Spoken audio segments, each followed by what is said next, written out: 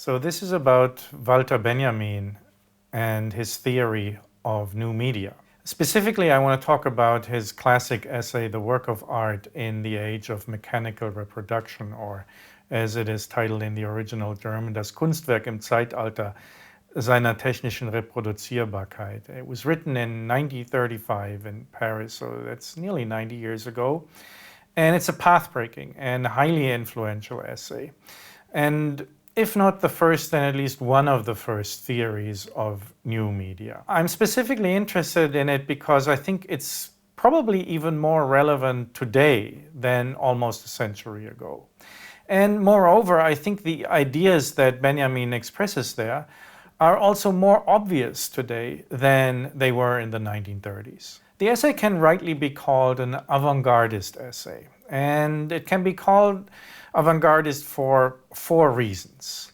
Number one, it moves on from the traditional aesthetic focus on fine arts. It's not about painting or sculpture primarily, but its main interest lies in the new media arts of photography and film. So it's in effect about new media.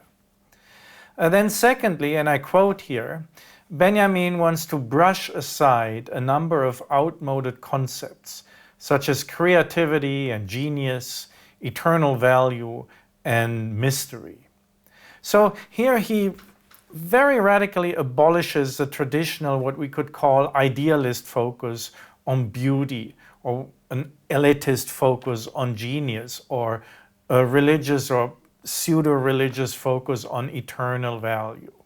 Now, then thirdly, while abolishing this traditional idealist framework, he integrates aesthetics and media theory into socio-political theory. And that's avant-gardist too. Now fourth, more specifically, Benjamin writes that he's interested in the, quote again, developmental tendencies of art under present conditions of production. So that's not just a materialist approach, but more specifically actually a Marxist approach by looking at present conditions of production. And by applying these present conditions of production, including whatever present conditions of technology to art.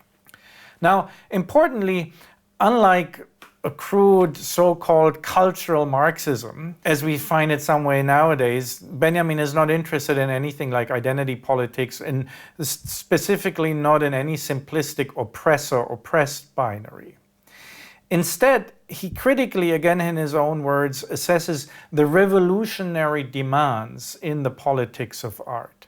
That is, he presents a very complex analysis of numerous contradictions that arise in the context of new forms of producing art. Number one, with technological means. Number two, as we will see, in the context of a mass audience and of mass production. So again, rather than coming up with any simplistic, moralistic demands, he's interested in a thorough analysis of, for instance, the contradictions and the problems, but also in the political possibilities arising out of this. So why in the 1930s is Benjamin interested in arts and politics? Well, very simply put, because art has changed from being an art for and by the elites to art for and by the masses. This is obvious in three competitive political frameworks at the time. Number one, capitalism, whatever. In England, in the USA, the movie industry is marketing, is commodifying art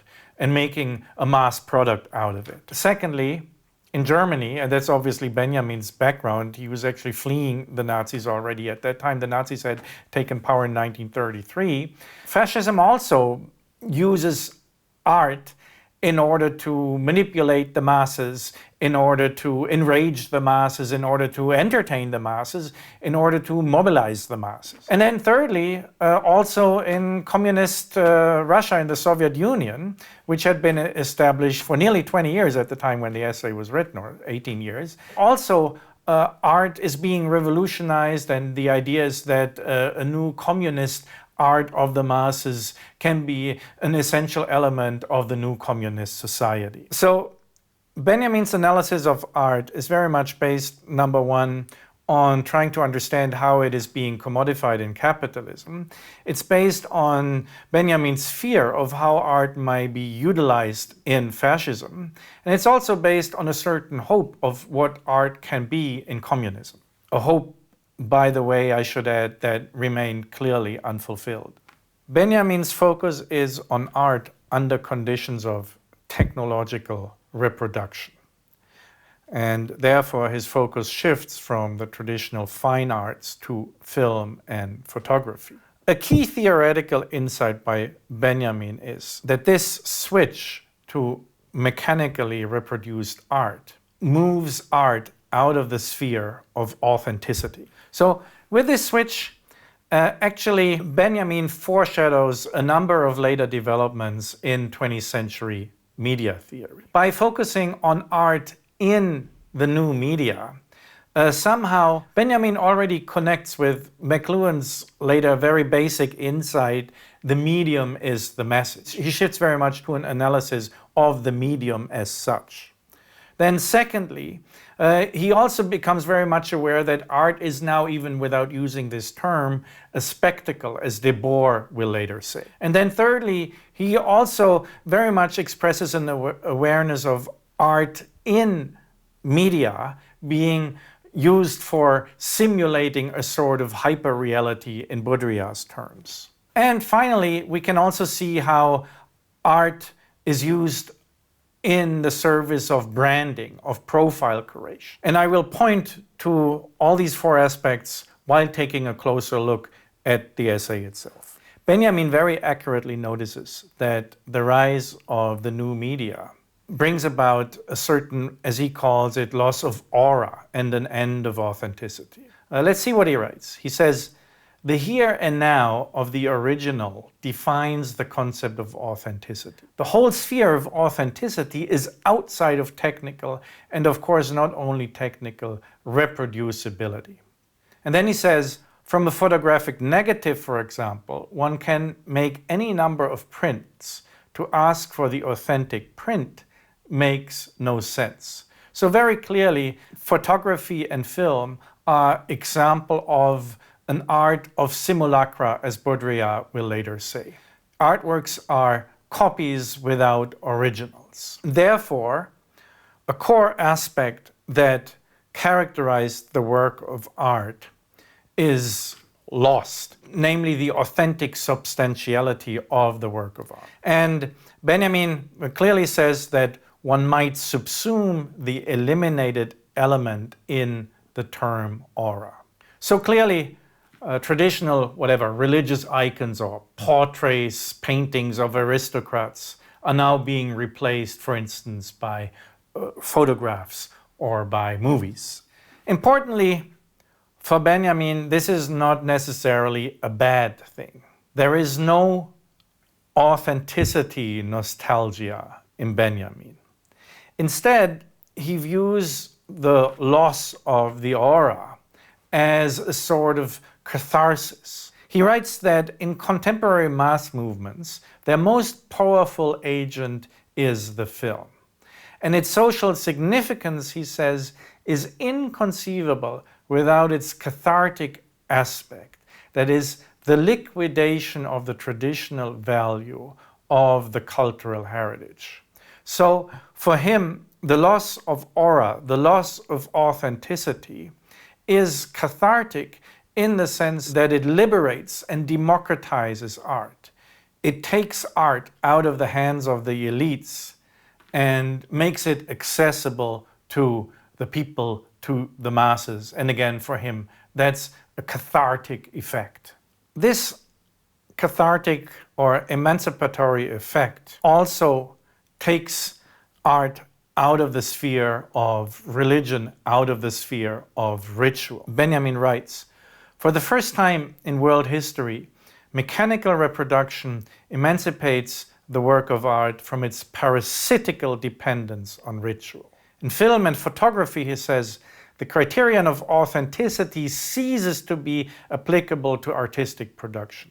The total social function of art is reversed. Instead of being based on ritual, it is based on another practice, politics." So by emancipating art from religion, from the aristocracy, from the elites, and thereby from authenticity, art becomes political by and for everyone. In the course of this liberation and of this cathartic emancipation and of this loss of the aura and the overcoming of authenticity, Benjamin compares what he calls two polar types, two different kinds of art value. The traditional one he calls cult value, and the new one he calls exhibition value. He writes, in prehistoric times, art, by the absolute emphasis on its cult value, was first and foremost an instrument of magic. Today, by the absolute emphasis on its exhibition value, the work of art becomes a creation with entirely new functions, as exemplified by photography and film. So here is a very clear polarization. Cult value, traditional art, versus exhibition value. Focus on ritual in traditional art, whereas a focus on politics in contemporary art. An elitist art versus an art often by the people. And a replacement of, let's say, authenticity value with reproduction value. In line with what Benjamin writes in his essay, I want to really focus on this notion of exhibition value. And I want to discuss it by identifying 5 core characteristics of exhibition value. Number 1, it is related to a critical but distant mass audience. Number 2, in the context of exhibition value, art is characterized by mass participation and what I'd like to call mundanization. Number 3, along with exhibition value, what happens is a sort of self-exhibition to an intangible market. Number 4, we see an emerging celebrity cult. Some sort of self-branding arises, and along with it, exhibition anxiety is on the rise too. And number 5, art now becomes a mass-conditioned, critical, fun experience. Let's talk about these things in a little more detail. So first, about the critical but distant mass audience. Benjamin writes, the audience takes the position of a reviewer, the German word is Begutachter, you can also translate it with critic, who is unimpeded by any personal contact with the performer. The audience only empathizes with the performer by empathizing with the camera. So obviously he talks here about watching a movie and filming a movie. What the technology does here, it interferes compared with traditional theater performance. It mediates between the performers and the audience, and therefore it somehow depersonalizes the contact between the audience and the performer. It kind of makes the performance more of a virtual performance, because again, the performance is not an original performance, but a mechanically reproduced performance. The technology is intersected in between the performer and the audience, and thereby there is no personal presence of the performer to the audience or vice versa. And then Benjamin also says, it is inherent in the technique of the film as well as that of sports that everybody who witnesses the displayed accomplishments is somewhat of an expert. So while on the one hand, there is now this kind of virtual distance between the performer and the audience is also somehow empowered. It becomes more critical, like the audience that watches a sports performance where everyone can have an opinion, everyone is entitled to having a view. So somehow, by being exposed to a mass audience rather than to a small, immediate elite audience, the distinction between the expert audience and the layman audience is erased. Everyone is now part of the audience, and everyone now can be somehow a critic. Unlike with watching a traditional highbrow theater performance, when a mass audience watches a popular movie, everyone can have their say. So this directly leads to the second point, mass participation and modernization. Benjamin writes, with the increasing extension of the press, an increasing number of readers became writers. The distinction between author and public is about to lose its foundational meaning. So clearly, the distinction between producer and consumer is increasingly erased. Benjamin says, the newsreel offers everyone the opportunity to rise from passerby to movie extra.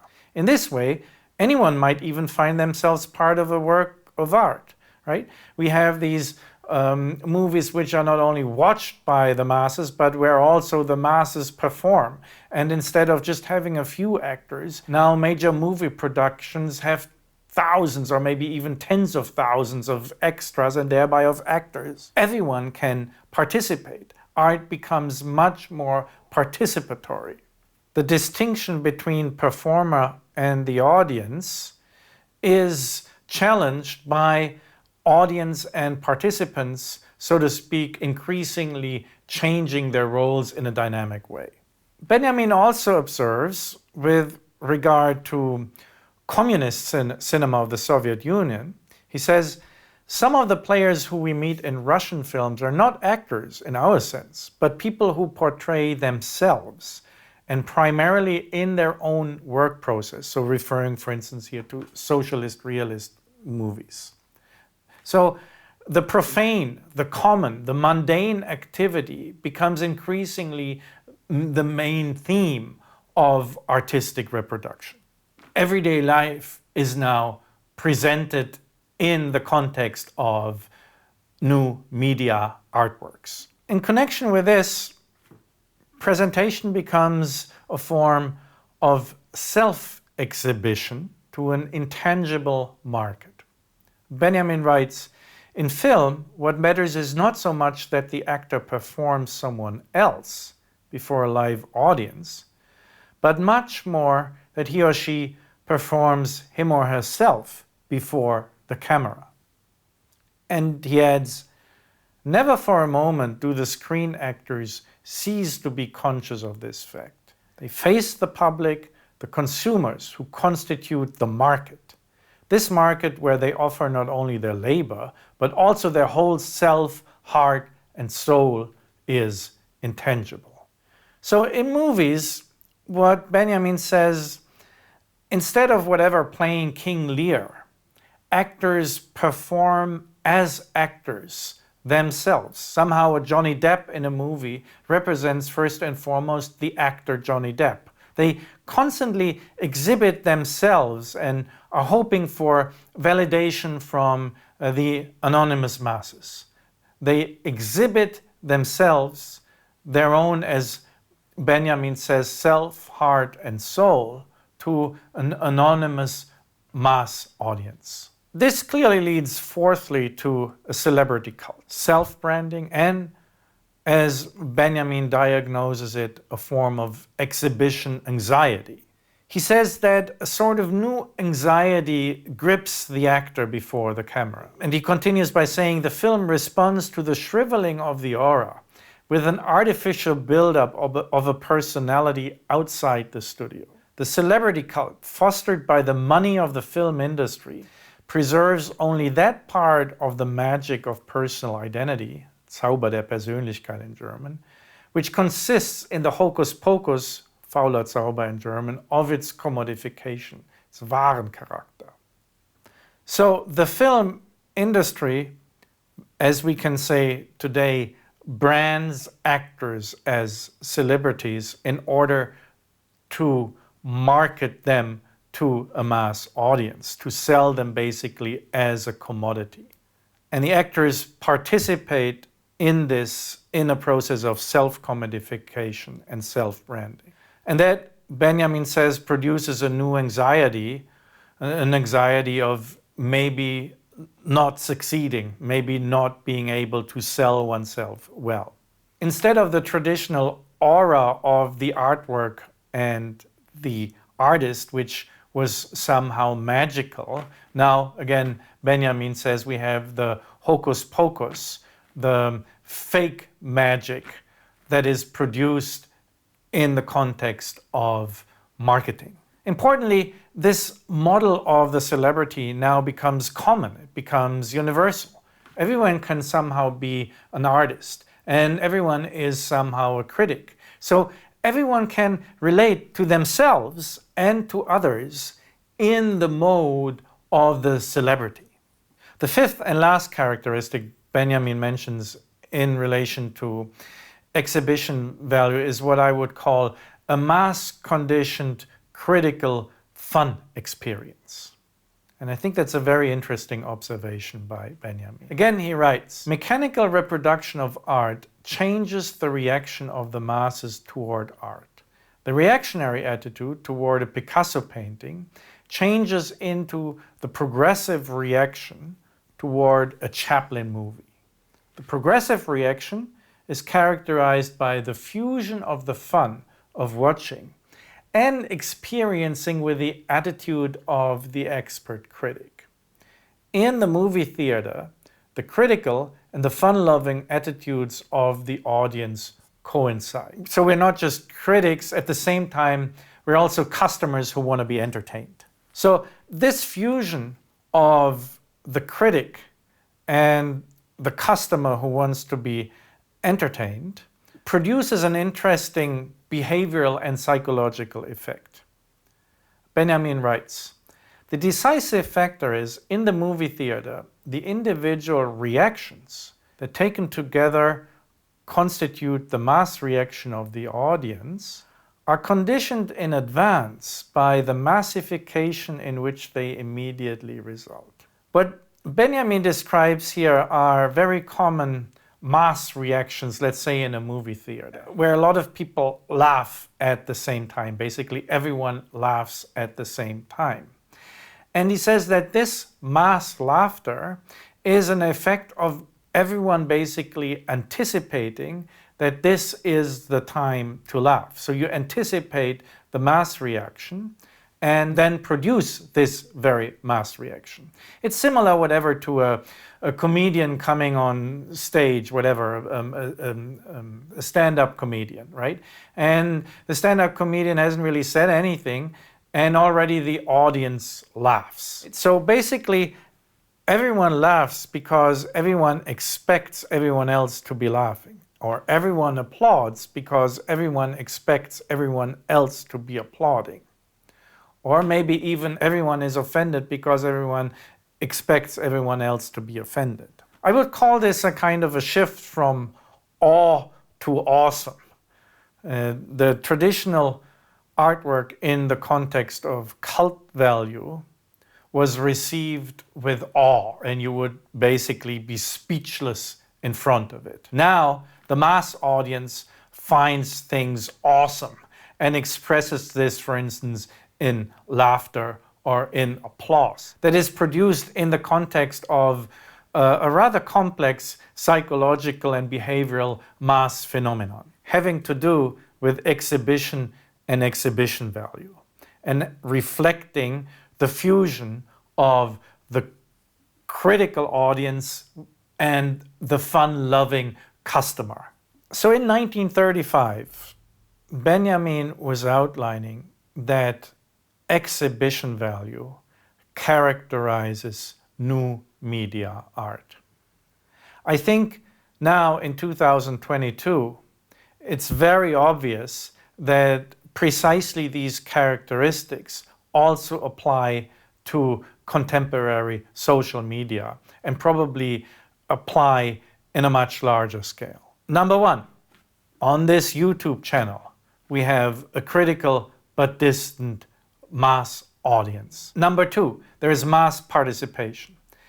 Everyone can comment, everyone can show themselves, everyone can film themselves. And this happens at the same time as a form of modernization. You go to a restaurant and then you post a picture of your dinner on social media. As Benjamin says importantly, everyone today can lay claim to being filmed. And not only can everyone lay claim to being filmed, everyone can film themselves. So number 3, there is also a mass self-exhibition to an intangible market going on social media. That's what social media is for. They provide the forum for self-exhibition to an intangible market. And of course now the celebrity cult number 4 has become ubiquitous. Self-branding and exhibition anxiety are part of almost everyone's life nowadays. And number 5, clearly we have mass-conditioned critical fun experience whenever watching a movie, going to a show, or for that matter, watching comedy. Towards the end of his essay, Benjamin formulates 2 worries. The first one is a worry about diversion, Zerstreuung, as he says. He writes, "The greatly increased mass of participants has produced a change in the mode of participation in art. Art will tackle the most difficult and most important tasks where it is able to mobilize the masses. The public is an examiner, but a diverted one." The word diversion has basically 2 meanings. It can mean entertained, but it can also mean to be distracted. And the German word Zerstreuung has the same double meaning.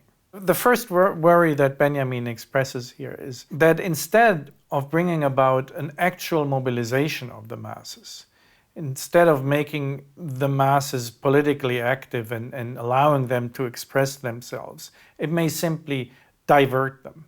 On the one hand, entertain them, but on the other hand, also distract them from taking political action. This very fear that in the context of capitalist commodification of mass art, in, again, film and photography, art will become mostly a tool of diversion, has been expressed by other major media theorists later on. For instance, when Adorno and Horkheimer write about the dialectics of the Enlightenment and specifically about the cultural industry, they make a very similar point as well. And then again, a little bit later, we have Neil Postman writing the famous book about amusing ourselves to death. So these are all observations in line with Benjamin's observation that new media art